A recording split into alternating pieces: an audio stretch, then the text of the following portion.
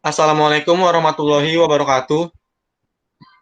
Waalaikumsalam. Waalaikumsalam Waalaikumsalam warahmatullahi warahmatullahi wabarakatuh.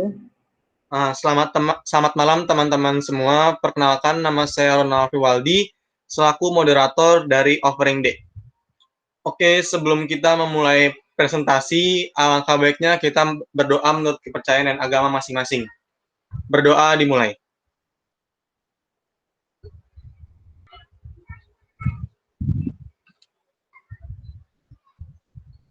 Berdoa selesai.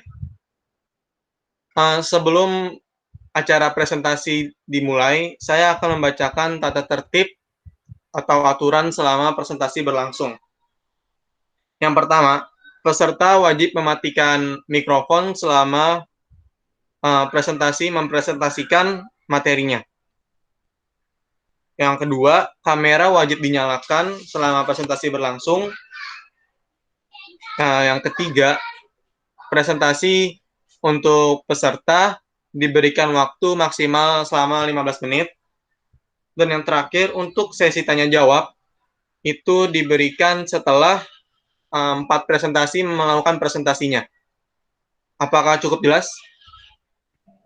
Ya, jelas, Sudah Mas jelas. Ronald. Oke, terima kasih. Mari kita mulai. Untuk presentasi pertama itu ada Mbak Rosi dengan judul Paku. Waktu dan tempat dipersilahkan.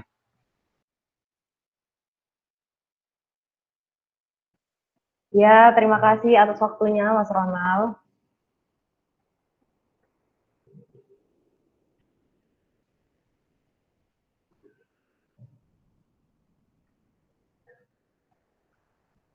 Perkenalkan, nama saya Rosi Isnaina Anissa Hadi, NIM 200523629290 dari Offering Day. Pada kesempatan kali ini saya akan menjelaskan tentang materi paku. Paku adalah suatu material yang memiliki ujung yang runcing yang berfungsi sebagai alat penyambung dua material. Next. Riwayat perkembangan. Pada subbab ini terdapat sejarah atau riwayat singkat, latar belakang, tahapan perkembangan, dan ilustrasi material. Sejarah atau riwayat singkat. Paku pertama kali ditemukan beberapa ribu tahun sebelum Masehi di negara-negara yang berada di sekitar Laut Tengah, terutama di negara Mesir yang merupakan salah satu negara yang berada di Laut Tengah. Namun,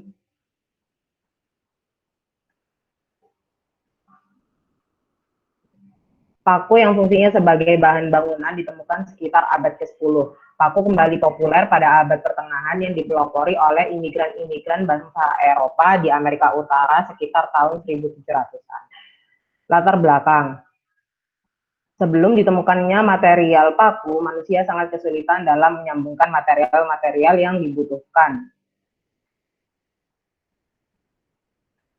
untuk membuat suatu bangunan. Kemudian sekitar abad ke-10, para imigran dari bangsa Eropa di Amerika Utara mempelopori kepopuleran paku sebagai bahan bangunan yang fungsinya menyambungkan material satu dengan yang lain. Sebenarnya paku sudah ditemukan beberapa ribu tahun sebelum Masehi di negara sekitar Laut Tengah, akan tetapi belum ditetapkan fungsinya sebagai apa. Namun sekitar tahun 1700-an telah ditetapkan apa fungsi paku yang sebelumnya tidak ditemukan.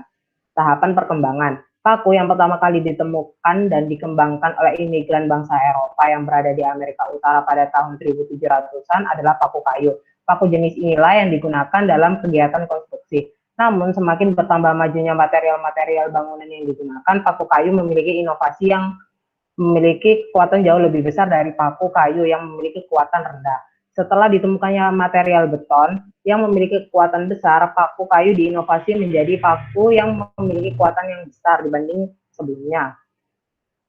Paku beton yang memiliki kekuatan besar dan dapat menembus lapisan beton dan lapisan semen.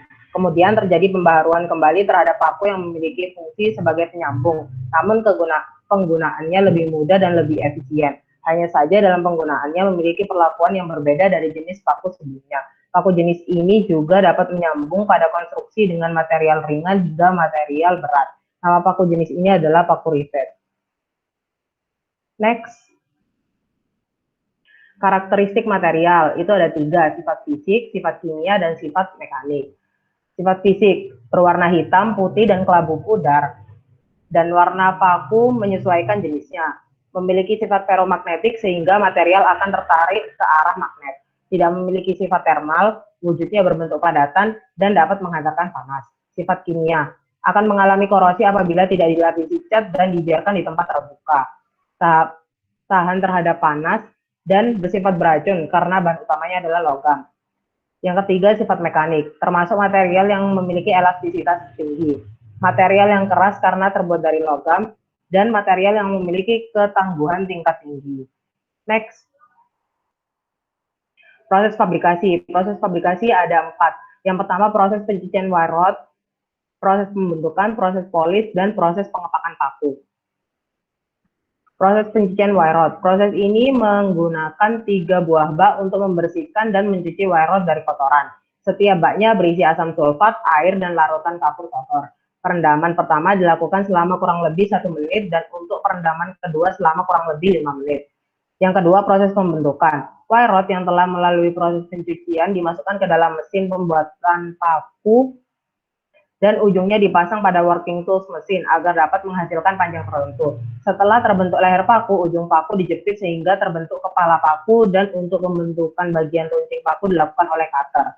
Proses polis. Proses ini digunakan untuk mengelapkan paku dan menghilangkan sayap-sayap yang berada di ujung runcing paku. Setelah selesai, paku dipindahkan ke bagian mesin lain yang fungsinya membersihkan paku dari debu dan abu sisa proses polis. Yang keempat, proses pengepakan paku. Setelah paku melewati proses polis, maka paku akan diangkut ke bagian pengepakan. Setelah itu, paku memasuki kotak-kotak yang telah disediakan dengan berat tertentu, kemudian bagian atas kotak direkatkan agar paku tidak keluar dari dalam kotak. Next. Tipe atau jenis atau golongan. Macam-macam paku menurut kegunaannya dan menurut bentuknya. Yang pertama, macam-macam paku menurut kegunaannya. Yang pertama, paku kayu. Salah satu jenis paku yang paling sering digunakan. Hanya bisa digunakan untuk memaku kayu ataupun barang yang lebih tipis atau lebih lemah dari kayu. Yang kedua, paku payung. Alasan mengapa dinamakan paku payung dikarenakan bagian atasnya yang berbentuk cekung dan menghadap ke bawah sehingga seperti payung. Karena bentuknya yang seperti payung, maka paku ini umumnya digunakan untuk memaku atap seng sehingga apabila terjadi hujan bagian yang berlubang tidak akan terjadi kebocoran. Paku beton, jenis paku yang paling kuat dibandingkan yang lainnya karena paku ini terbuat dari besi baja yang tentunya memiliki kekuatan yang tinggi. Karena kekuatannya yang tinggi inilah paku beton dapat menembus lapisan beton dan semen yang sangat keras. Paku rivet, paku yang memiliki fungsi sebagai alat penyambung pada bagian penyambung konstruksi. Macam-macam paku menurut bentuknya. Yang pertama, round wire nail, oval wire nail, rose head nail, panen pin nail, sprig, annulus nail, hardboard pin nail, track nail. Yang kelima, penggunaan. Penggunaan paku kayu itu umumnya digunakan pada kayu balok, triplek, dan bambu. Memiliki fungsi dapat memaku segala material yang kekuatannya setara atau lebih rendah dari kayu. Paku payung umumnya digunakan untuk memaku atap dan bagian atasnya yang seperti payung memiliki fungsi agar tetesan hujan tidak masuk dengan melewati lubang paku. Umumnya digunakan pada asbes, seng, dan fiber. Paku beton digunakan untuk memaku material-material yang memiliki kekuatan tebal seperti lapisan semen atau lapisan beton, sehingga material-material yang memiliki kekuatan besar pun dapat dipaku. Umumnya dijadikan pengait kabel, lapisan beton, dan lapisan semen. Paku rivet sebagai alat penyambung di bagian penyambungan yang telah ditetapkan, mulai dari konstruksi dengan material ringan hingga konstruksi dengan material berat. Next. Kelebihan. Kelebihannya, kekuatan fatigue lebih baik daripada sambungan las. Mudah digunakan, mudah didapatkan, dan memiliki banyak ukuran. Next. Kekurangannya mudah mengalami perkaratan sesuai dengan bahan yang digunakan untuk pembuatan paku, dan setiap jenis paku memiliki fungsi dan hanya dapat digunakan pada material-material tertentu. Next. Material alternatifnya itu lem crossband X3 adalah salah satu alternatif dari paku untuk material yang memiliki bahan dasar kayu. Bahan dasar crossband X3 adalah lem PVAC glue dengan air sebagai pelarutnya. Kelebihannya tahan lama, mudah digunakan, harga terjangkau, dan cepat kering. Kekurangannya hanya dapat digunakan pada material kayu. Sekian dari saya, terima kasih.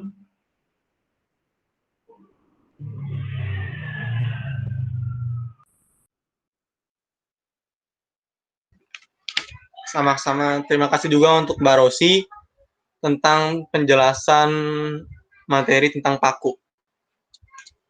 Selanjutnya ada presentasi yang kedua dari Mbak Celia dengan judul Baja Profil. Waktu dan tempat dipersilahkan. Ya, terima kasih atas kesempatannya. Perkenalkan, nama saya Celia Pranita Faranti dengan NIM 2003652 2523629 dari Offering D. Baja profil merupakan logam paduan, logam besi yang berfungsi sebagai unsur dasar yang dicampur dengan beberapa elemen lainnya, termasuk unsur karbon.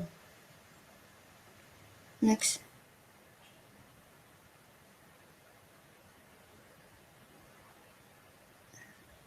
Riwayat perkembangan baja. Baja merupakan campuran besi dengan sejumlah karbon kurang dari 1%. Manusia telah menggunakan besi sejak 1000 tahun sebelum Masehi.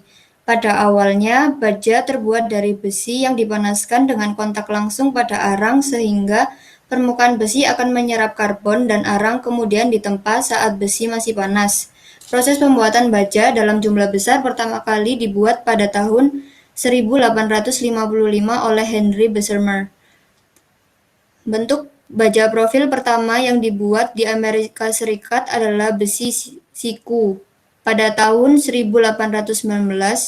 Pada tahun 1884, baja profil I pertama kali dibuat di Amerika Serikat, dan struktur rangka yang pertama dibangun pada tahun 1884 juga. Saat tahun 1896, American Iron and Steel Institute atau AISI membuat bentuk-bentuk standar pada baja profil. Next. Latar belakang. Sekarang ini sesuai dengan kemajuan di bidang teknik sipil, baja sangat dikembangkan karena baja memiliki banyak keunggulan dibandingkan bahan lainnya. Karena konstruksi yang menggunakan baja lebih kokoh, hemat waktu dalam pemasangan, dan juga bisa digunakan kembali saat sudah dipakai. Next. Nah, ini adalah contoh dari baja profil. Yang kiri merupakan baja profil C, yang kanan merupakan baja profil H atau I. Next. Karakteristik material, sifat fisik. Massa jenis baja adalah 7,85 per gram cm kubik. Baja tidak tahan akan panas. Material baja profil ini tidak memiliki daya serap terhadap air. Baja profil ini memiliki ketahanan yang tinggi terhadap cuaca dan temperatur yang berubah-ubah. Sifat kimia, material baja tidak mudah mengalami korosi jika dirawat dengan baik. Material baja memiliki kandungan karbon 1-2%. Next.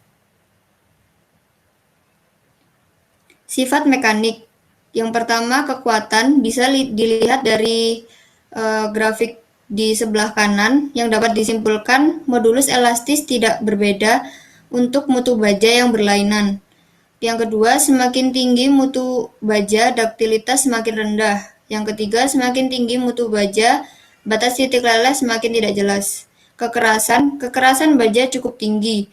Baja pada umumnya memiliki daya tarik antara 400-900 MPa. Next.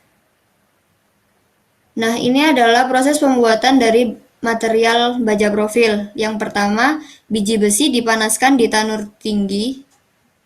Tungku besar yang berbentuk seperti terowongan atau biasa sering disebut dengan tanur tinggi. Bahan yang harus dipanaskan dimasukkan pada bagian atas tungku, ditiupkan udara sebelumnya telah dipanaskan terlebih dahulu pada bawah tungku. Pada suhu 2000 derajat Celcius, biji-biji itu meleleh dan menetes pada dasar tungku. Batuan yang ikut di dalam biji-biji besi juga meleleh dan membentuk terak tanur tinggi. Kapur ditambahkan pada biji besi dan kokas untuk membentuk terak yang bermutu baik. Besi cair disebut besi kasar yang terkumpul pada bagian bawah dari tanur tinggi tersebut dan ditampung pada waktu-waktu tertentu. Besi kasar itu mengandung cukup banyak karbon dan pencemar yang lain. Sesudah masa pendinginan menyebabkan besi kasar itu rapuh. Besi yang mengandung karbon kurang dari 2% dinamakan baja. Sebagian besar besi kasar yang dihasilkan dari tungku tanur tinggi diubah menjadi baja di pabrik baja dengan cara menurunkan kadar karbonnya. Pada proses pengolahan yang kurang modern, seperti pada proses Bessemer dan proses Thomas, udara ditiupkan pada besi kasar tadi. Proses oksi baja yang modern hanya menggunakan oksigen murni. Oleh sebab itu, terdapatlah baja yang berkualitas lebih baik. Oleh sebab itu, tungku ini biasa dipakai untuk pembuatan baja yang khusus. Next.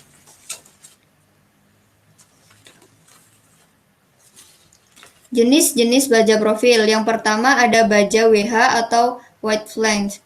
Baja WH ini memiliki bentuk seperti huruf I dengan sayap yang lebar. Jenis baja ini memiliki kekuatan tarik dan tekan yang sangat tinggi, kepadatan yang cukup tinggi sehingga membuat baja profil ini tidak akan terlalu berat dalam kapasitas muat beban. H-beam, profil H, IWF, profil I, dan HWF adalah istilah yang sering digunakan untuk menyebut baja WH ini. Baja profil kanal atau U, baja ini lebih mudah mengalami tekukan. Bentuk dari baja ini seperti huruf U atau seperti kanal. Baja ini cocok digunakan dalam anak balok dan juga struktur tangga. Next. Baja profil. Baja ini memiliki sifat mekanik dan bentuk yang tepat untuk struktur rangka baja ringan karena punya banyak koneksi antara batang satu dengan batang lainnya. Baja ini memiliki bentuk seperti huruf C. Baja profil ini biasa disebut CNP. Baja C banyak digunakan dalam pembuatan rangka atap rumah dan digunakan pada bangunan semi permanen. Baja profil T. Baja profil T ini memiliki bentuk seperti huruf T yang biasa digunakan dalam posisi T terbalik. Baja profil siku. Baja ini berbentuk siku-siku atau seperti huruf L. Ada dua jenis baja siku-siku, yaitu baja siku sama kaki dan baja siku yang tidak sama kaki. Next. Penggunaan baja profil. Yang pertama, menjadi rangka atap bangunan, dudukan penutup atap.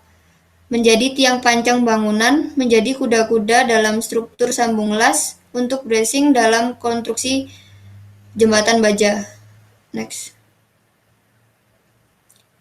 Kelebihan baja profil. Yang pertama, baja profil memiliki daya tahan yang cukup tinggi dibandingkan material kayu. Sifat baja tidak berubah terhadap waktu, tidak seperti struktur beton bertulang. Baja memiliki kekuatan dan ketahanan yang tinggi dibandingkan dengan kayu dalam pembuatan struktur bangunan. Yang keempat, mudahnya penyambungan pada baja profil baik dengan baut, paku keing, ataupun las. Yang kelima, cepat dalam waktu pemasangan baja pada struktur rangka baja maupun bangunan portal, dibandingkan dengan beton yang memakan waktu yang lama. Baja sangat bisa digunakan kembali setelah pembongkaran. Tidak akan termakan rayap, tidak seperti kayu yang akan termakan rayap dan mudah lapuk. Dibandingkan dengan beton, baja lebih lentur dan ringan. Next.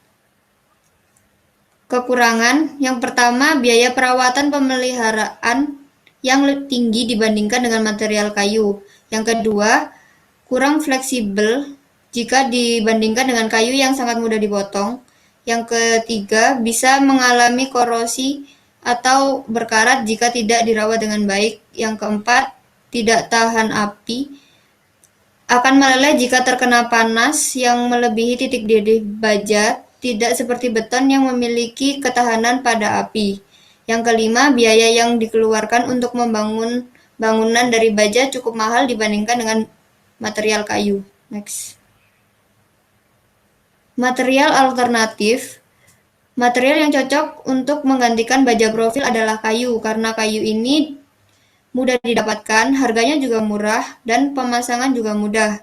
Tapi dari sekian kelebihan, kayu juga memiliki kekurangan, yaitu material kayu ini mudah sekali rapuh atau tidak tahan lama, sangat mudah terbakar, dan juga tidak akan bisa dipakai lagi setelah pembongkaran.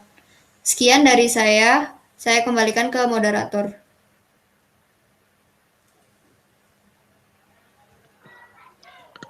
Ya, terima kasih Mbak Celia atas presentasinya tentang baja profil tadi.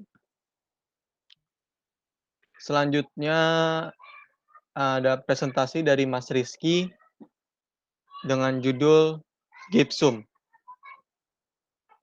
Waktu dan tempat dipersilahkan.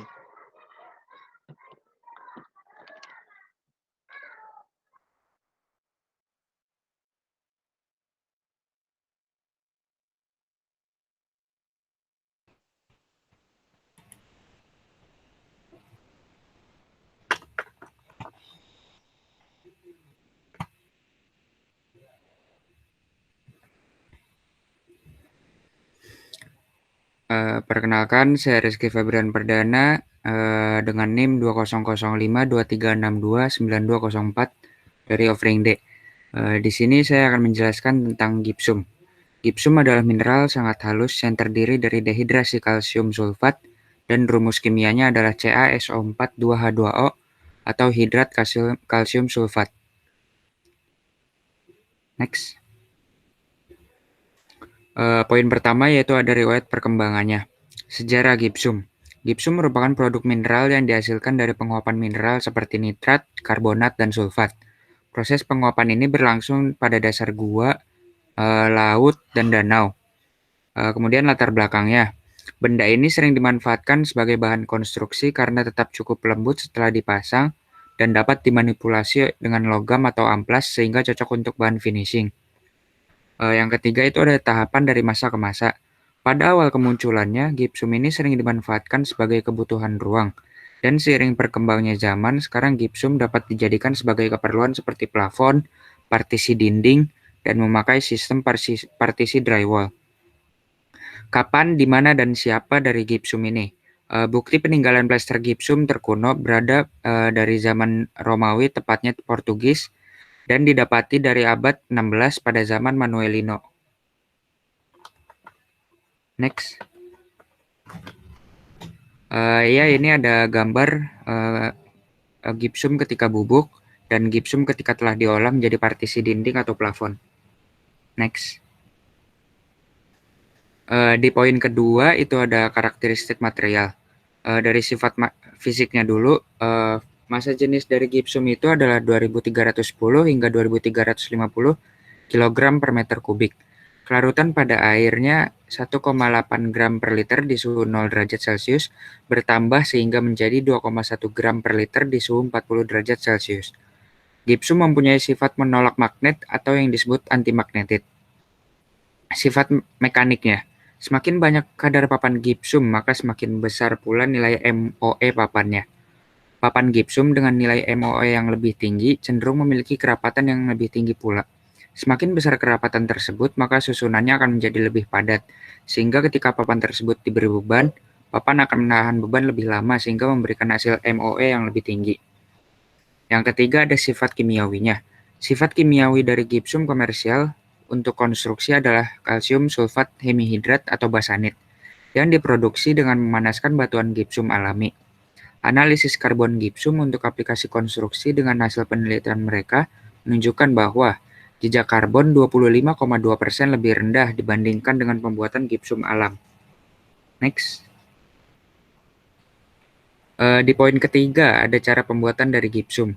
Yang pertama itu adalah meletakkan sebuah cetakan yang telah dibersihkan, kemudian oleskan minyak agar nanti gypsum tersebut mudah dilepas dan tidak menempel dari cetakan tersebut.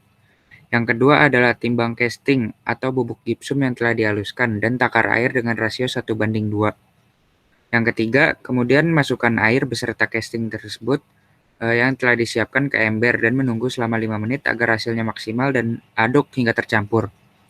Langkah selanjutnya ialah meletakkan adonan tersebut ke dalam cetakan yang telah disiapkan tadi. Letakkan adonan secara perlahan hingga adonan terisi secara merata ke dalam cetakan. Yang kelima, menyiapkan tali yang kuat karena akan dimanfaatkan untuk menggantungkan hasil cetakan. Kemudian menaburkan roving ke dalam adonan yang telah disimpan tadi pada cetakan dan merapikan dari tepi adonannya. Poin keenam, langkah berikutnya ialah menunggu adonan tadi selama kurang lebih 30 menit hingga mengering. Dan terakhir, angkat adonan tersebut dari cetakan dan gipsum telah jadi. Di poin keempat, ada jenis-jenis gipsum. Yang pertama ada jenis gipsum selenit. Gipsum ini mempunyai kristal ganda dan terlihat serat-serat lunak di dalamnya. Yang kedua ada gipsum alabaster. Gipsum ini memiliki karakteristik tekstur yang halus dan sering digunakan untuk menciptakan pola dan juga hiasan pada bangunan, baik indoor maupun outdoor. Next. Nah, jenis gipsum yang terakhir ini ada gipsum desert. Jenis ini berbentuk seperti bunga yang sedang mekar dan mirip dengan namanya. Gipsum ini sering ditemukan pada daerah yang kering dan juga tandus. Next. Di poin kelima ada penggunaan dari gipsum itu sendiri.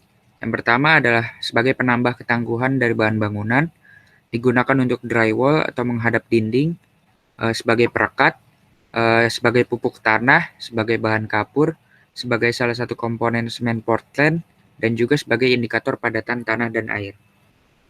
Next. Di poin ke-6 ada kelebihan dari gipsum. Kelebihan dari gipsum contohnya yaitu aman untuk kesehatan dan lingkungan. Yang kedua lebih ringan, tahan api dan tidak mengantarkan panas yang berlebih, tahap finishing yang lebih halus dan sempurna, irit energi, dan aman ketika gempa bumi. Next. Tetapi gipsum juga memiliki kekurangan. Kekurangan gipsum diantara lain yaitu tidak tahan air. Jika atap atau langit-langit bocor, maka akan terlihat air dan menimbulkan noda. Bahkan bisa dapat menyebabkan kehancuran juga. Biaya yang tidak murah dan juga tidak cukup awet. Next. Di poin terakhir ada material alternatif. Yang pertama itu ada kayu atau wood. Bahan ini memiliki beberapa keunggulan, di antara lain yaitu biayanya yang terjangkau, pengerjaan yang mudah, tahan guncangan, tampilan yang alami dan indah. Namun, memiliki kelemahan di antara lain adalah daya tahan biologis yang rendah, anisotropik, tidak tahan api, kinerja mekanik yang tidak cukup baik. Di bahan kedua ada triplek atau plywood. Triplek memiliki keunggulan yaitu sifatnya yang terbarukan, karbon yang rendah, dan penggunaan yang mudah. Namun memiliki kekurangan yaitu lebih cepat rusak dan tidak tahan api. Di bahan terakhir ada PVC atau polyvinyl klorida. Benda ini memiliki kelebihan yaitu penstabil panas, pengubah benturan, penghambat api, dan alat bantu pemrosesan. Namun memiliki kekurangan yaitu biaya pemakaian yang mahal dan sulit terurai sehingga dapat menyebabkan kerusakan lingkungan dalam jangka panjang. Sekian presentasi dari saya kembalikan ke moderator.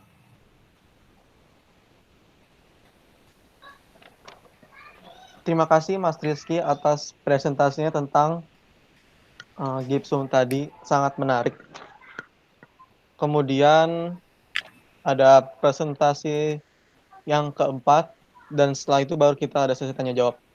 Yang keempat ini ada dari Mbak Salsa dengan judul poliuretan. Silakan waktu dan tempatnya dipersilahkan.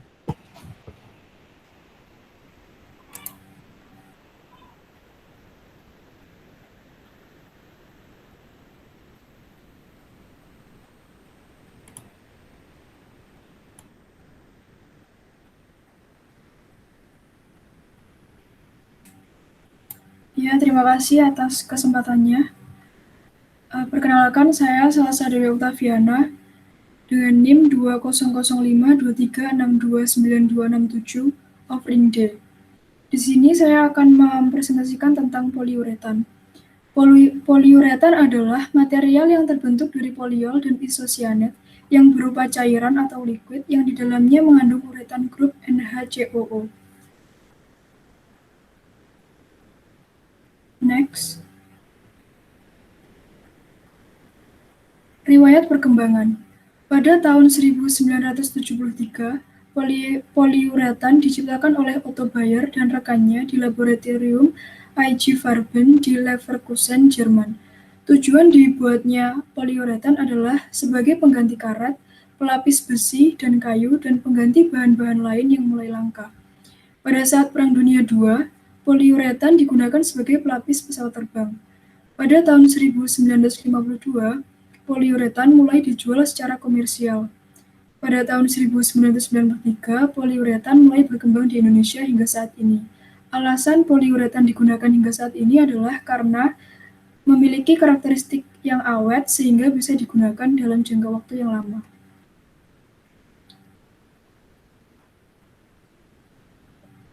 Karakteristik poliuretan. Yang pertama adalah sifat fisik. Density atau massa jenis. Massa jenis poliuretan adalah sekitar 1,12 gram per cm kubik sampai 1,24 gram per cm kubik. Bulk density, massa jenis asli, sebesar 0,05 sampai 1,72 gram per cm kubik. Water absorption, kemampuan poliuretan untuk menyerap air adalah sebesar 0,15 sampai 0,19%.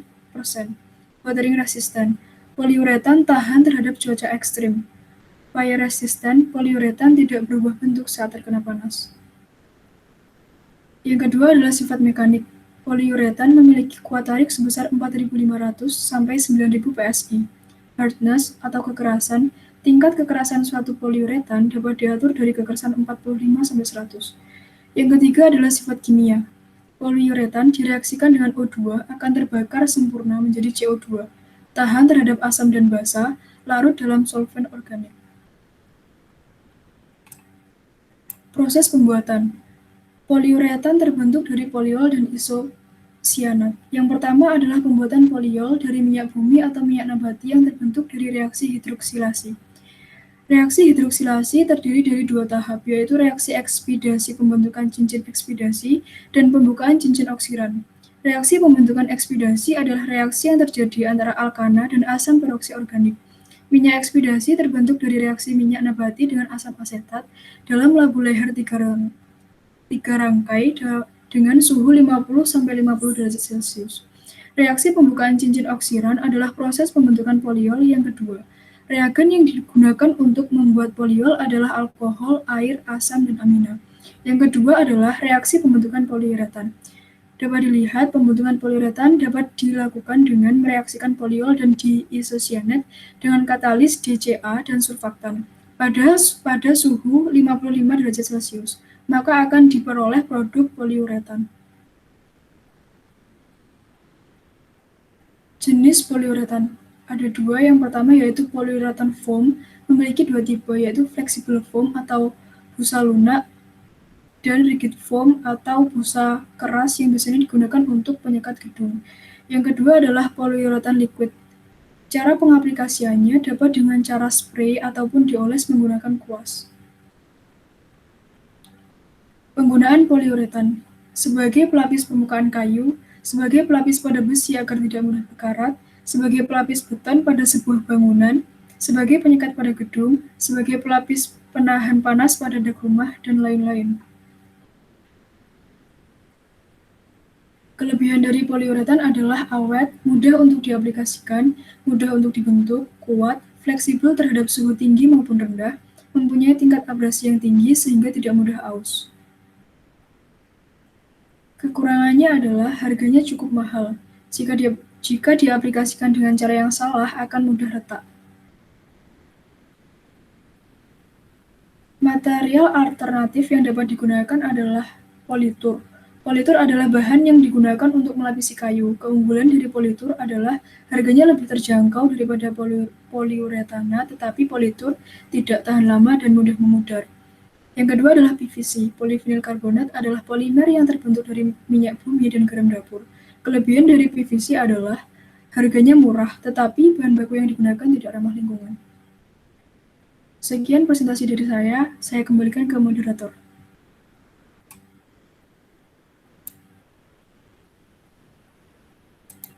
Terima kasih Mbak Salsa atas presentasinya tentang poliuretan. Selanjutnya ada sesi untuk tanya jawab. Persilakan, ada yang ingin bertanya? Saya izin bertanya, saya Sylvia Damayanti Orun, NIM 2005236292221. Ya, mau bertanya ke siapa?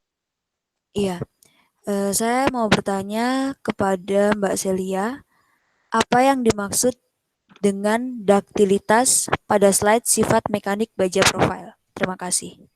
Maaf, bisa diulangi yang dimaksud dengan apa? Daktilitas Daktilitas. pada slide sifat mekanik baja profil. Terima kasih. Oke. Jawabannya tar dulu ya, saya skip dulu, saya simpen dulu, ntar baru jawab dengan yang lain juga setelah dikumpulkan pertanyaannya. Baik. Ada yang ingin bertanya lagi? Izin bertanya, Ya, dari siapa? perkenalkan nama saya Romida Meriati Elisa Simanjuntak dengan NIM 200523629225. Saya ingin bertanya kepada Rizky. Pada slide terakhir tentang material alternatif yang terdapat pada kayu, apa yang dimaksud anisotropik pada kayu? Terima kasih. Yang dimaksud dengan apa, Mbak? Anisotropik. Anisotropik. Ya.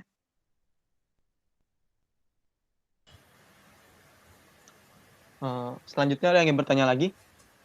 Iya, saya Celia Pranita Faranti dengan NIM 20523629210.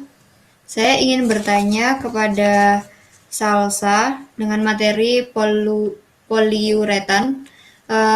Pada slide yang karakteristik sifat kimia itu, apa ya yang dimaksudkan dengan solvent organik? Ya, Dengan apa? dengan solvent organik. Solvent organik. Ya,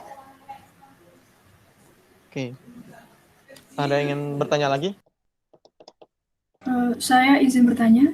Perkenalkan, ya. saya Salsa Dewi Octaviana, NIM 20052363629267. Saya ingin bertanya tentang material paku dari Mbak Rosi.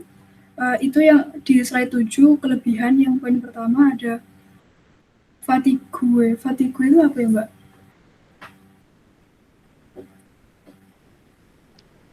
Oke.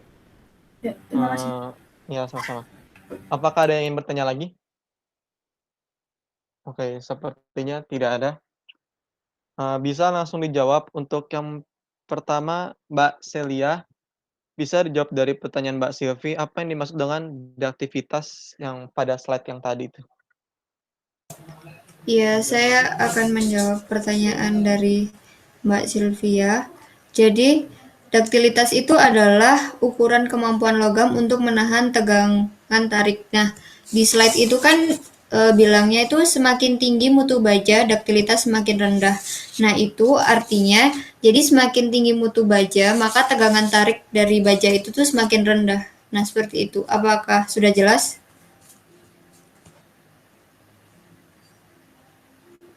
Gimana Mbak Silvia, sudah jelas? Baik, sudah jelas. Terima kasih. Ya. Terima kasih Mbak Celia atas penjelasannya.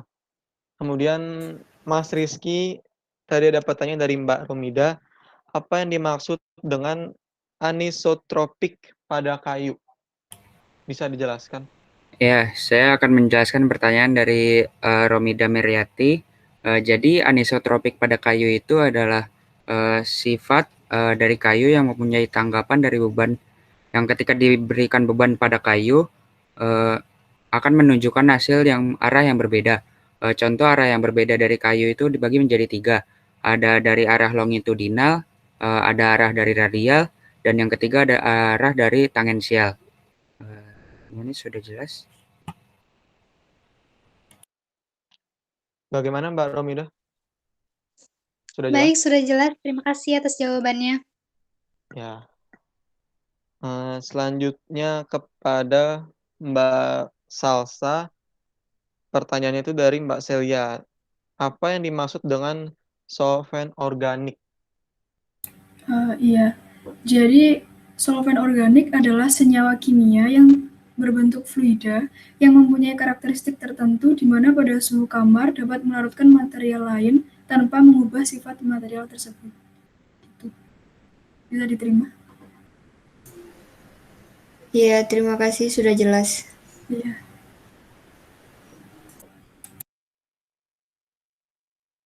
Selanjutnya itu ada pertanyaan terakhir dari Mbak Salsa.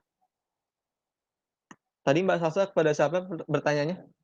Kepada Mbak Rosi. Oh iya, maaf, saya lupa. Kepada Mbak Rosi, fatigue itu apa? Mbak Rosi? Ya, terima kasih atas pertanyaannya. Terdengar kan? Dengar. Ya, terima kasih atas pertanyaannya, Mbak Salsa. Jadi kekuatan fatigue itu bisa dibilang kelelahan. Nah, fatigue merupakan kecenderungan dari logam untuk patah apabila menerima tegangan berulang-ulang yang besarnya masih jauh di bawah batas kekuatan elastiknya. Sebagian besar dari kerusakan yang terjadi pada komponen mesin disebabkan oleh kelelahan ini. Bagaimana? Bisa diterima? Apakah Ya, sudah jelas? sudah. Terima kasih, Mbak. Ya, sama-sama. Oke, bagaimana sudah cukup jelas kan teman-teman dari materi yang sudah dijelaskan yang tadi itu? Sudah, terima kasih. Oke, Siap, sudah. saya lanjutkan untuk materi berikutnya. Ada 4 presenter lagi yang akan membacakan materinya. Selanjutnya ada dari Ronald, saya sendiri akan membacakan materi tentang timbal. Bentar.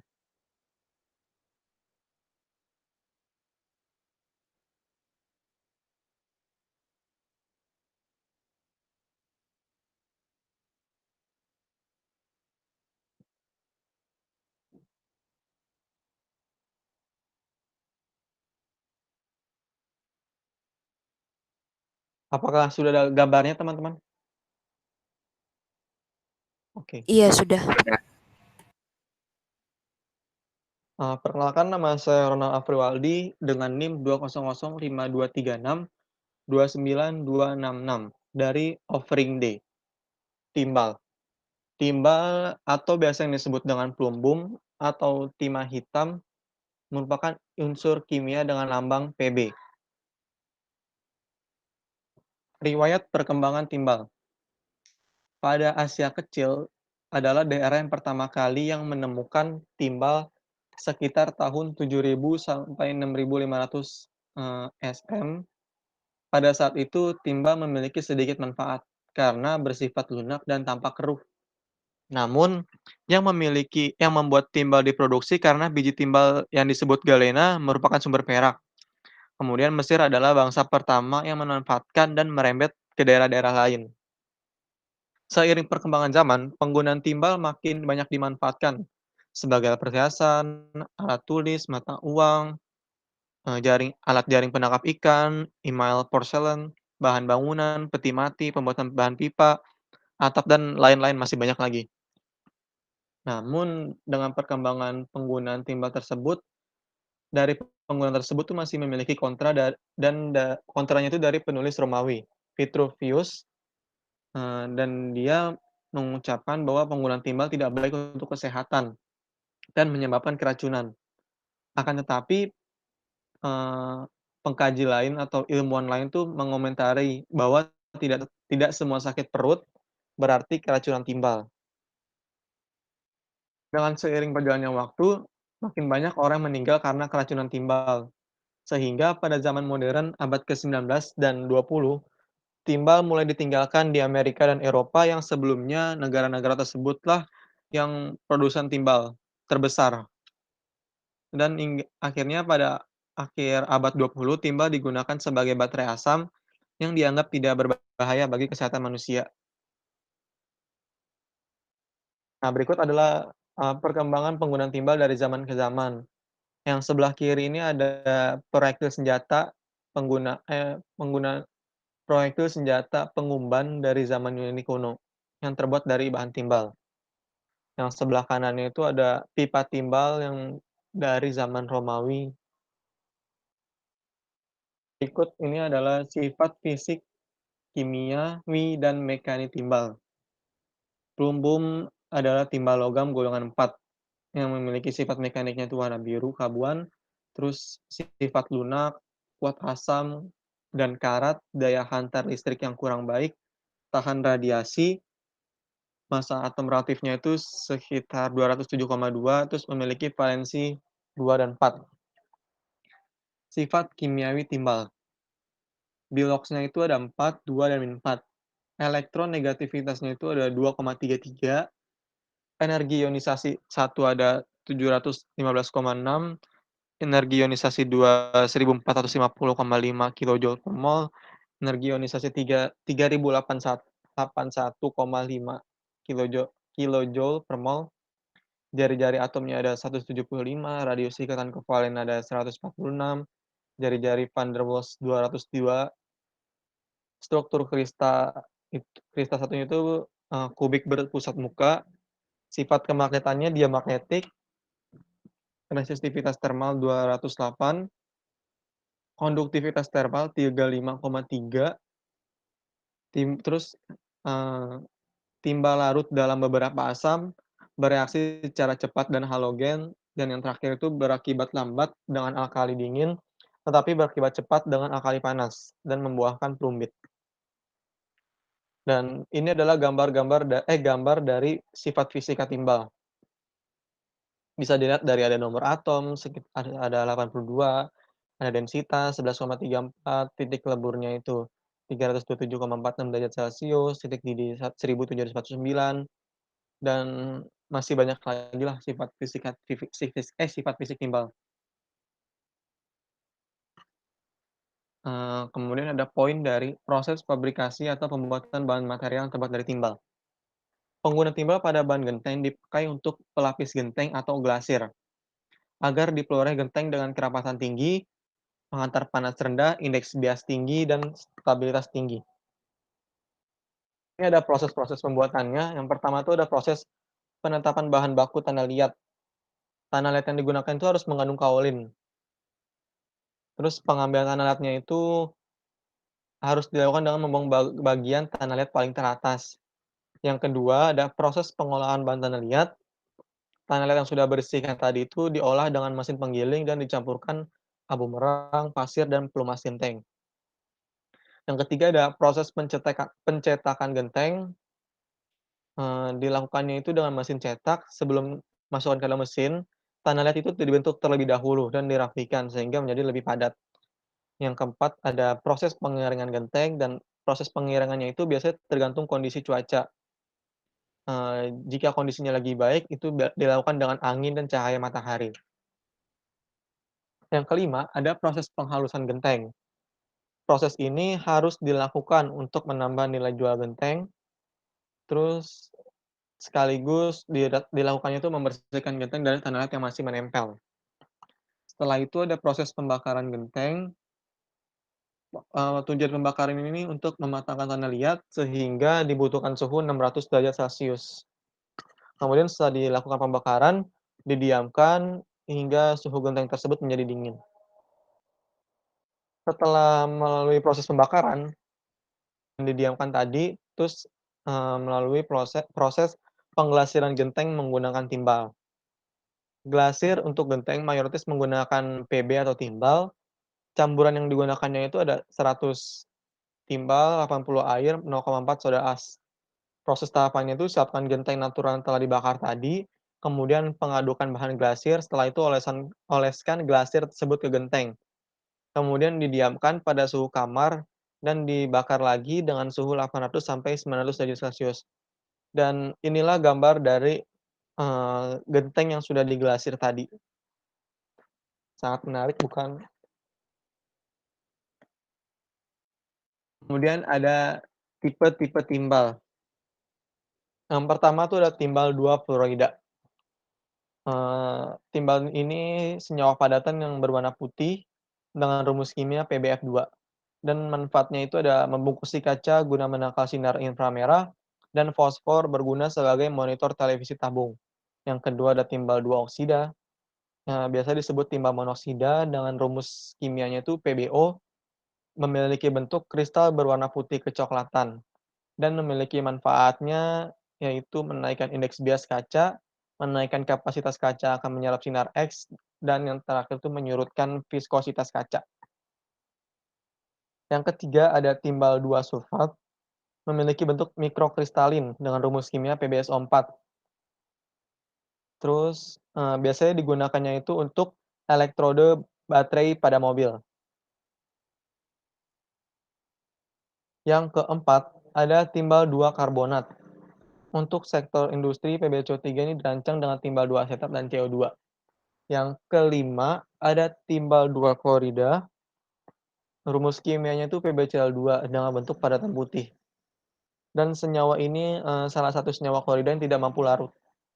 Yang keenam, ada timbal 4 oksida atau timbal dioksida dengan rumus kimianya itu PbO2, sifatnya tidak memiliki bau dan tidak dapat menyatu dengan air, dan memiliki bentuk bubuk berwarna hitam. Terus ada bahan bangunan yang mengandung timbal. Pertama tuh ada timbal sebagai pipa PVC. Para penghasil pipa itu memanfaatkan timbal dikarenakan timbal merupakan suatu logam yang mudah ditemui dan memiliki harga yang ekonomis. Selanjutnya ada timbal sebagai atap genteng, digunakan timbal sebab timbal mudah dibentuk dan dicetak. Atap timbal bisa bertahan lama jika dibangun dengan cara yang benar, karena timbal mempunyai sifat yang tahan lama.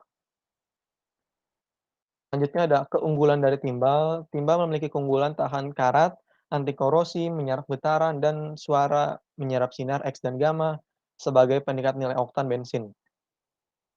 Kekurangan dari timbal. Timbal juga memiliki kekurangannya, yaitu timbal dapat mengakibatkan terjadinya penghambat pada sistem pembentukan hemoglobin, sehingga dapat terjadinya anemia, sistem saraf pusat dan tepi terganggu, sistem ginjal dan reproduksi juga terganggu, juga dapat membahayakan perkembangan otak pada anak dan merusak sel-sel somatik, hingga dapat juga menyebabkan kematian. Terus ada material alternatif yang digunakan. Pada pipa PVC, material alternatif yang digunakan itu dari bahan senyawa zinc kalsium.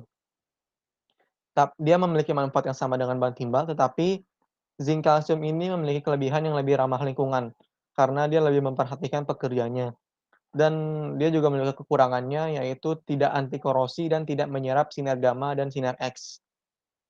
Kalau dari atap, itu bisa terbuat dari beton dengan campuran semen dan pasir sebagai bahan baku. Memiliki kelebihannya, yaitu sangat serbaguna, pendalaman di lantai dapat dilakukan dengan mudah dibersihkan, bergaya modern, dan masih banyak lagi.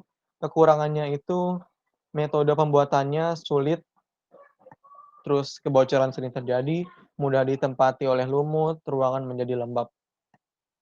Sekian dan terima kasih. Ini tadi ada materi dari timbal. Maaf bila ada kesalahan kata. Assalamualaikum warahmatullahi wabarakatuh.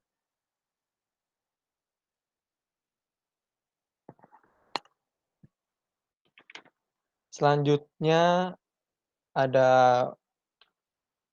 pembacaan presentasi dari Mbak Vivi dengan judul aluminium. Waktu dan tempat dipersilakan untuk Mbak Vivi. Baik, terima kasih atas kesempatan yang diberikan.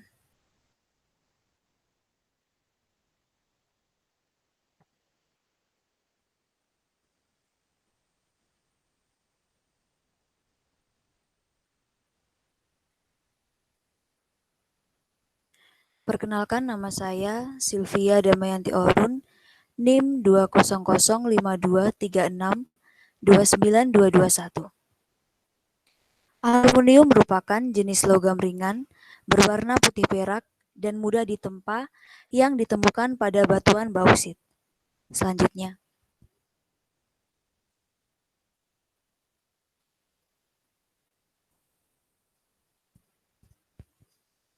riwayat perkembangan. Pada tahun 1760, Dehaenovill mengawali percobaan mereduksi alumina, tetapi percobaan ini gagal. Lalu pada tahun 1825, ditemukan oleh fisikawan Denmark Henry Christian Ørsted. Ia memperoleh benjolan logam dari hasil reduksi aluminium klorida anhidrat dengan amalgam kalium. Lalu pada tahun 1827, kimiawan Friedrich Wöhler menemukan aluminium dalam bentuk serbuk. Ia pun bisa menguraikan sifat-sifat dari serbuk aluminium tersebut. Setelah penemuannya, harga aluminium menjadi mahal karena proses reduksi bauksit memiliki biaya yang mahal pula. Kemudian kimiawan Friedrich Wöhler dikreditkan sebagai penemu dari logam aluminium. Hingga pada tahun 1886, Charles Martin Hall dari Amerika Serikat dan Paul L.T. Herold dari Perancis memperoleh aluminium dengan proses elektrolisis. Sejak penemuan ini, harga aluminium menjadi lebih terjangkau. Next.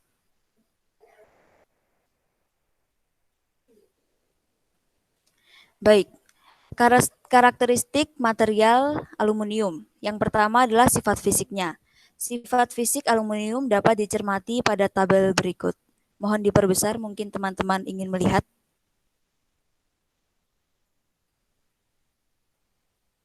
Iya, dari jari-jari atom hingga yang ada tegangan tarik juga hingga yang paling bawah. Next.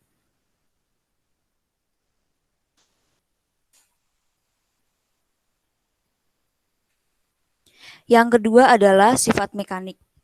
Kekerasan atau tingkat kekerasan aluminium murni sangatlah rendah, yaitu sekitar 20 skala Brinell. Maka jika terkena gaya sedikit saja, aluminium murni dapat berubah bentuk. Yang kedua adalah kekuatan tensil. Kekuatan tensil aluminium murni adalah 90 MPa. Kekuatan tensil ini dapat ditingkatkan dengan paduan aluminium silikon. Yang ketiga yaitu elastisitas. Elastisitas merupakan kemampuan suatu bahan mengembalikan diri ke bentuk semula. Modulus elastisitas aluminium adalah 7 kali 10 pangkat 10 Pa. Next.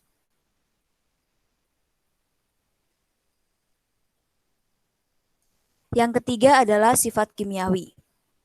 Aluminium ialah unsur kimia bergelambang Al dengan nomor atom 13, terdapat pada golongan 13, periode 3. Salah satu sifat tahan korosi yang dimiliki aluminium terjadi karena fenomena pasivasi. Next. Proses pembuatan aluminium murni. Yang pertama adalah penambangan biji bauksit dengan kadar aluminium 40% sampai 60%. Biji bauksit dapat ditemukan di permukaan bumi. Yang kedua adalah proses pemurnian aluminium atau yang biasa disebut dengan proses Bayer. Hasil akhir dari proses ini adalah alumina atau Al2O3 dan residu bauksit.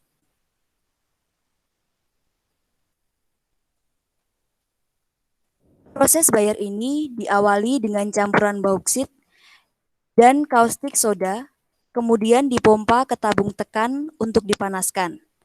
Selanjutnya, melalui proses penyaringan dan penyemaian untuk mengendapkan alumina basah. Lalu alumina basah dicuci, dilanjutkan dengan pemanasan alumina basah hingga sampai suhu 1200 derajat Celcius. Yang ketiga adalah proses peleburan aluminium menggunakan proses Hall-Héroult yang menghasilkan logam aluminium.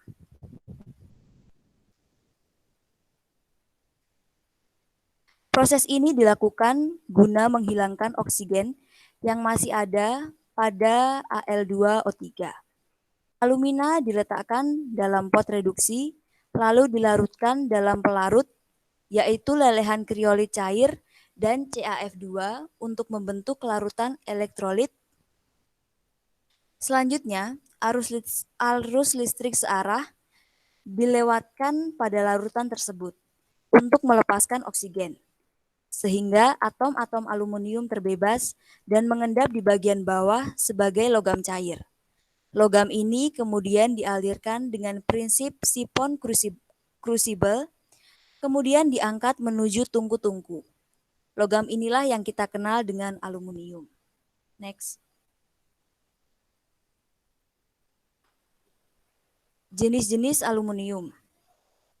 Ada dua, yaitu aluminium murni dan aluminium paduan. Aluminium murni adalah hasil akhir proses Hall-Héroult tanpa campuran logam lain. Yang kedua adalah aluminium paduan, yaitu paduan logam dengan unsur utamanya adalah aluminium. Elemen paduan yang umumnya digunakan adalah tembaga, silikon, mangan, dan seng. Elemen-elemen ini dapat memperbaiki sifat mekanik aluminium. Misalnya pada paduan aluminium tembaga dapat meningkatkan sifat mekanik yaitu kekerasannya. Sedangkan pada paduan aluminium silikon dapat meningkatkan kekuatan tensil pada aluminium tersebut. Next. Penggunaan. Karena aluminium adalah tergolong logam ringan dan lunak, maka penggunaannya pun lebih banyak pada perhiasan interior, seperti sebagai kusen jendela dan pintu, sebagai kerangka rolling door, sebagai bingkai partisi atau penyekat ruangan, dan sebagai gagang pintu, juga masih banyak lagi. Next.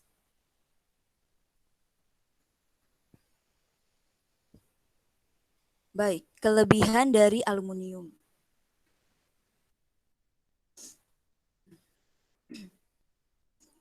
Kelebihan aluminium yang pertama adalah awet jika dibandingkan dengan kayu karena tidak mudah keropos. Yang kedua adalah mudah dibentuk karena dia termasuk logam lunak yaitu mudah ditempa. Yang ketiga mudah diaplikasikan. Yang keempat tahan korosi jika dibandingkan dengan besi, dan yang terakhir adalah harga yang ekonomis. Next.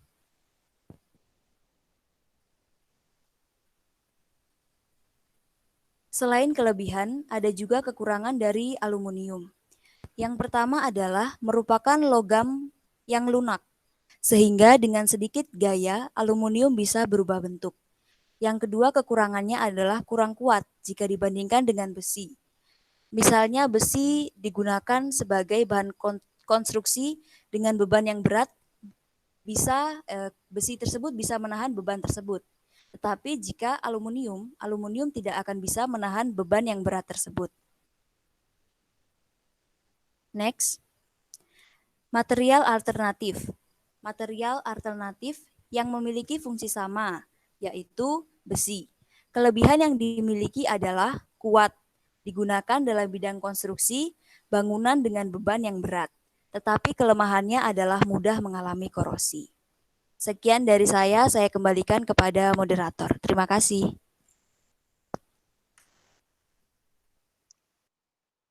Terima kasih Mbak Sylvia atas presentasinya mengenai aluminium. Kemudian ada presentasi dari Mbak Romida dengan judul Beton Ringan. Waktu dan tempatnya dipersilakan untuk Mbak Romida. Ya, sebelumnya saya berterima kasih atas kesempatan yang telah diberikan. Di sini perkenalkan, nama saya Romida Meriati Elisa Simanjuntak, NIM 200523629225 dari Offering D. Di sini saya ingin menjelaskan terkait material beton ringan.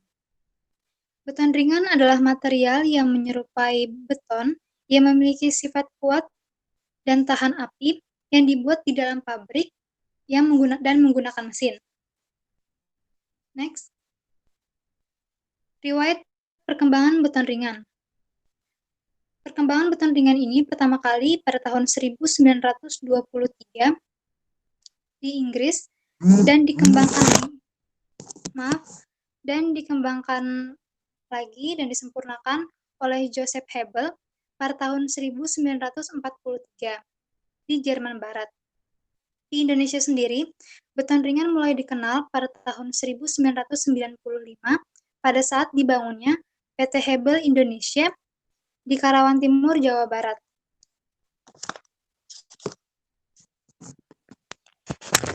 Next. Untuk karakteristik material beton ringan, yaitu dimulai dengan sifat fisik, diantaranya densitas, permeabilitas, dan ketahanan terhadap api. Yang kedua, sifat mekanik, diantaranya kuat tekan dan daya serap air. Dan yang ketiga, sifat kimia, yaitu memiliki ketahanan terhadap korosi. Untuk proses pembuatan beton ringan ini dilakukan dengan beberapa tahapan, yang dimulai dari mempersiapkan alat dan bahan, setelah itu mencampur semua komposisi bahan yang dimasukkan ke dalam tangki dan mengatur kadar campuran. Setelah semua komposisi tercampur, adonan yang telah jadi itu dimasukkan ke dalam cetakan dengan isi hanya setengah cetakannya saja, dan didiamkan selama 3-4 jam sampai adonan mengembang. Setelah adonan mengembang, dilakukan proses pemotongan, dikarenakan pada saat proses pengembangan, ukuran dari beton ringan tidak dapat dikontrol. Setelah proses pemotongan selesai, beton ringan ini dimasukkan ke dalam autoclave chamber sekitar 12 jam. Setelah sampai tahap akhir, beton ringan ini sudah siap digunakan dan siap diperjualbelikan. Selanjutnya, beton ringan ini dapat digolongkan menjadi 3 berdasarkan berat jenis dan kuat tekan. Yang pertama, beton ringan dengan berat volume rendah yang memiliki berat volume antara 300 sampai 800 kg per meter kubik dan kuat tekan 0,35 sampai 7 megapascal. Yang kedua, beton ringan dengan kekuatan menengah yang memiliki berat volume antara 800 sampai 1350 kg per meter kubik dan kuat tekan antara 7 sampai 17 megapascal. Dan yang ketiga, beton ringan struktural yang memiliki berat volume antara 1350 sampai 1900 kg per meter kubik dan kuat tekan lebih dari 17 megapascal. Untuk penggunaan beton ringan ini, banyak digunakan sebagai alternatif pengganti dari batu bata, yang dimana khususnya digunakan untuk pembangunan gedung-gedung bertingkat dan umumnya untuk bangunan lainnya.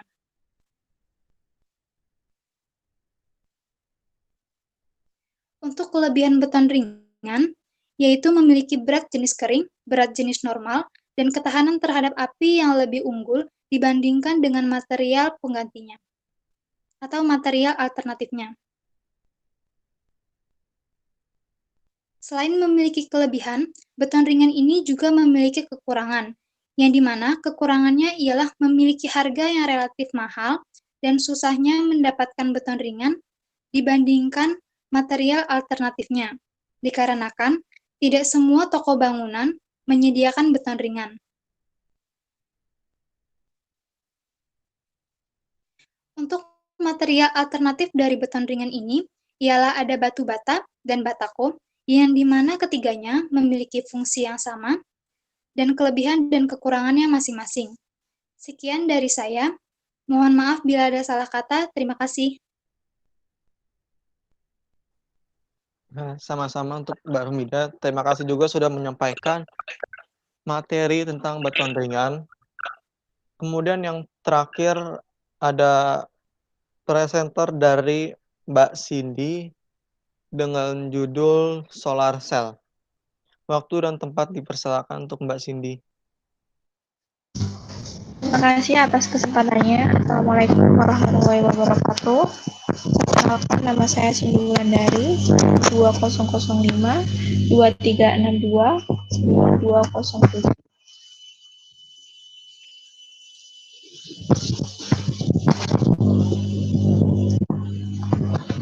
Solar cell atau panel surya merupakan sebuah konsep yang dapat mengubah energi cahaya menjadi energi listrik dengan menggunakan efek fotovoltaik.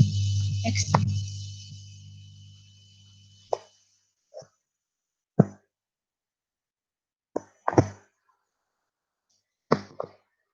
Riwayat perkembangan solar cell.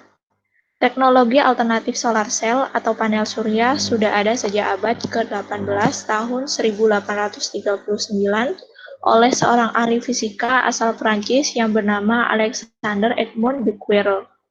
Awal mula dicetuskannya teknologi ini adalah beliau melakukan sebuah percobaan penyinaran dua elektroda yang dikaitkan dengan sistem padatan dan cairan, sehingga percobaan tersebut menghasilkan energi listrik atau tegangan listrik.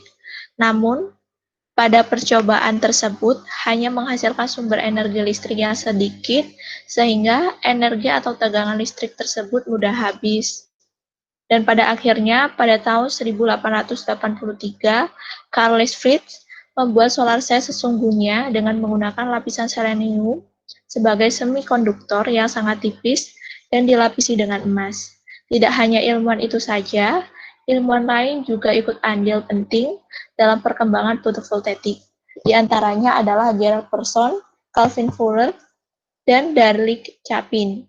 Di saat mereka melakukan penelitian di sebuah laboratorium, mereka bertiga tidak sengaja menemukan hal baru yang dapat menghasilkan sumber energi listrik dari cahaya, yaitu silikon. Sehingga mereka bertiga tersebut menjadi orang yang pertama kali membuat perangkat praktis yang mengkonversi sinar matahari menjadi sebuah sumber energi listrik. Next. Adapun latar belakangnya adalah jika kita melihat dari letak geografis, Indonesia terletak di daerah garis khatulistiwa dengan pancaran sinar matahari yang bersinar terus di sepanjang tahunnya. Oleh sebab itu, alasan alat ini masih terus dikembangkan adalah guna sebagai alternatif sumber energi bagi kehidupan manusia yang akan mendatang, yang ramah lingkungan dan menjanjikan. Dalam hal ini, perkembangan solar cell dari masa ke masa semakin pesat, di mana sel surya dikenalkan secara besar-besaran di seluruh wilayah dunia sebagai sumber energi alternatif yang ramah lingkungan. Sehingga banyak ide-ide yang muncul untuk memperluas kemungkinan serapan yang lebih baik lagi. Karakteristik material. Sel surya merupakan sebuah sumber energi alternatif yang terbuat dari bahan-bahan yang memiliki karakteristik tertentu untuk menyerap sinar matahari. Elektron-elektron bebas dari milion foton atau benturan atom pada lapisan penghubung sehingga menyebabkan fenomena terjadinya aliran listrik untuk menghasilkan sumber energi listrik matahari menjadi foton. Sel surya tidak tergantung pada besaran luas silikon dan secara konstan akan menghasilkan energi berkisar kurang lebih 0,5 volt sampai maksimal 600 MV pada 2 ampere. Dengan kekuatan radiasi solar matahari 1000 W per M persegi, sama dengan 1 sun akan menghasilkan arus listrik sekitar 30 mA per cm persegi per sel surya. Next. Proses fabrikasi. Yang pertama, extraction 1, yang kedua, soldering, yang ketiga, tapping, yang keempat, matrixing. Next. Yang kelima, inspection 2, yang keenam, layup, yang ketujuh, laminating. Next. Yang ke-8, inspection 3, yang ke-9, terminating, yang ke-10, flash test. Next. Yang ke-11, framing, yang ke-12, screening, dan yang ke-13, packing. Tipe atau jenis material solar cell. Yang pertama adalah monocrystalline, merupakan jenis panel surya yang dibuat dari silikon yang dibentuk menjadi batangan kristal dan diiris tipis-tipis yang biasanya berbentuk segi 6 atau bulat. Sehingga apabila panel surya ini dibentuk, maka akan membentuk banyak ruang yang kosong. Jenis panel surya ini juga memiliki efisien sekitar 15-20%.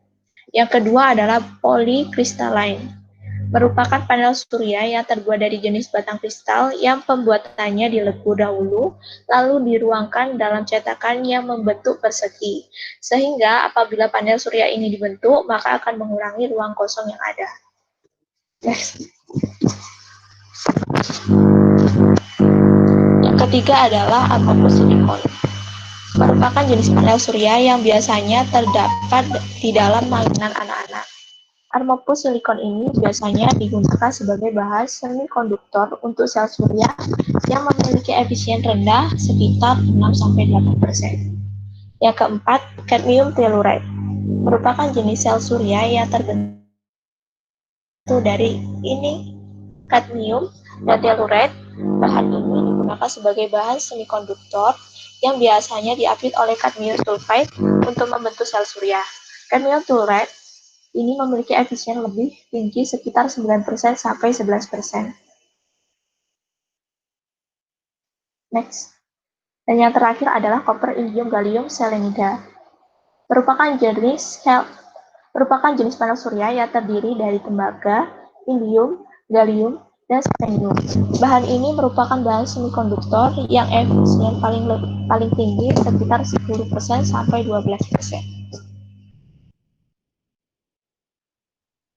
Next. Penggunaan solar cell. Solar cell atau panel surya memiliki manfaat sebagai sumber energi alternatif listrik yang mengubah cahaya atau sinar matahari menjadi listrik, sehingga dapat mengurangi tagihan listrik dalam jangka waktu yang panjang. Yang kedua, material atau teknologi ini dapat dipindahkan sesuai dengan keperluan kita. Yang ketiga, solar cell atau panel surya memiliki fungsi sebagai pemompa air yang dimanfaatkan untuk tenaga penggerak dari sinar matahari. Dan yang terakhir adalah tidak hanya sebagai sumber alternatif listrik, solar cell juga memiliki manfaat sebagai alat yang dapat membantu mengurangi pemanasan global. Next. Kelebihan solar cell. Yang pertama, panel surya ramah lingkungan karena tidak memberikan kontribusi terhadap perubahan iklim seperti efek dari gas rumah kaca. Yang kedua, panel surya memanfaatkan energi matahari sebagai sumber alternatif yang bentuk energinya paling berlimpah di dunia ini. Yang ketiga, panel surya bisa ditempatkan di mana saja yang dan memiliki biaya pemeliharaan yang murah. Yang keempat, banyak negara yang menawarkan insentif yang menguntungkan untuk pemilik rumah yang menggunakan panel surya. Dan yang terakhir adalah panel surya ini juga tidak memberikan kontribusi terhadap polusi yang dapat mengganggu aktivitas manusia. Next. Kekurangan solar cell. Yang pertama adalah harga panel surya masih relatif mahal. Yang kedua, memiliki beberapa bahan yang tidak ramah lingkungan dalam pembuatan panel surya. Yang ketiga, panel surya masih perlu meningkatkan efisiensi secara signifikan karena banyak sinar. Yang keempat, matahari terbuang sia-sia dan berubah menjadi panas. Rata-rata panel surya saat ini mencapai efisiensi kurang dari 20%. Yang terakhir, jika dalam mendaur ulang tidak berhati-hati, maka akan menyebabkan kerusakan lingkungan. Next. Adapun material alternatif yaitu kayu nangka. Kelebihan dari kayu nangka ini adalah memiliki kandungan zat warna yang ramah lingkungan, sehingga apabila digunakan sebagai campuran untuk pembuatan sumber energi alternatif dari cahaya matahari sangatlah aman. Yang kedua adalah kekurangan. Kayu ini masih berada di kelas bawah dari kayu jati dan pohonnya sulit atau jarang ditemu. Sekian dan terima kasih.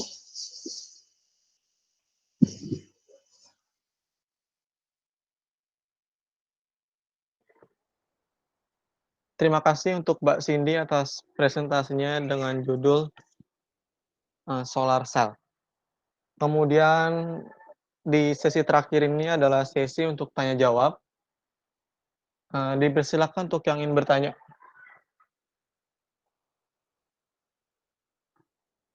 Ada yang ingin bertanya? Saya ingin bertanya. Oh iya. Perkenalkan, saya Rizky Febrian Perdana dari Offering D S1 Teknik Sipil dengan NIM 200523629204. Saya ingin menanyakan tentang timbal yang dibawakan oleh Ronald tadi. Tadi kan di slide yang kedua itu menjelaskan bahwa timbal itu menyebabkan keracunan. Kira-kira apa sih yang menyebabkan timbal itu dapat dikatakan menyebabkan keracunan? Terima kasih.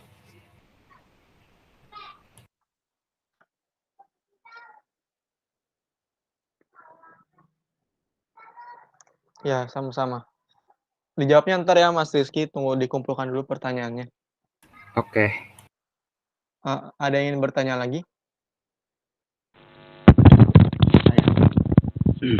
Oh ya, Mas Roy. Perkenalin, nama saya Roy Martin Mirjan Bugaleng, NIM 2005234293441. Di sini saya akan bertanya kepada Mbak Cindy.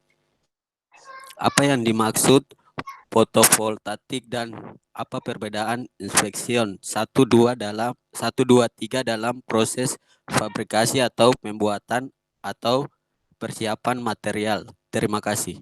Apa tadi Mas? Yang dimaksud dengan foto apa? Fotovoltaik dan perbedaan inspection 123 dalam proses fabrikasi. Oke. Oke. Makasih Mas. Oke.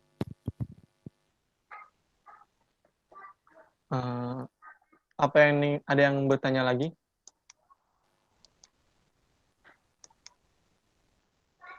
Apakah ada yang ingin bertanya?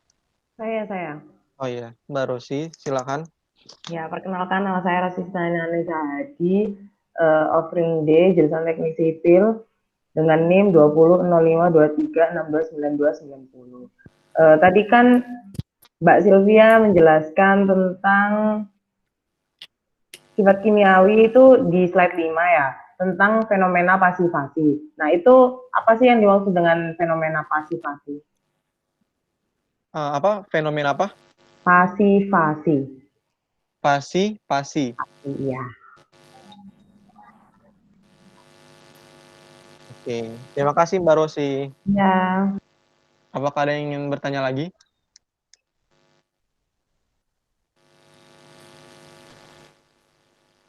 Ada yang ingin bertanya lagi?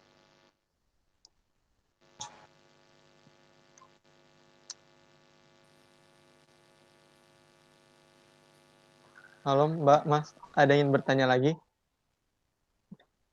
Oke, sepertinya tidak ada yang ingin bertanya ya.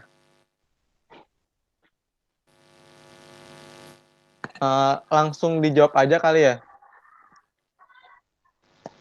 Saya ingin menjawab dulu dari pertanyaan Rizky yang tadi.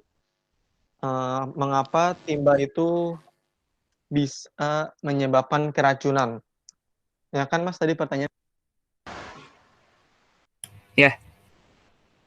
Karena gini, paparan timbal itu kan dapat terjadi melalui berbagai cara. Bisa melalui hidung, makanan, minuman, terus kontak kulit, dan masih banyak lagi lah. Pokoknya timbal itu bisa masuk lewat berbagai cara.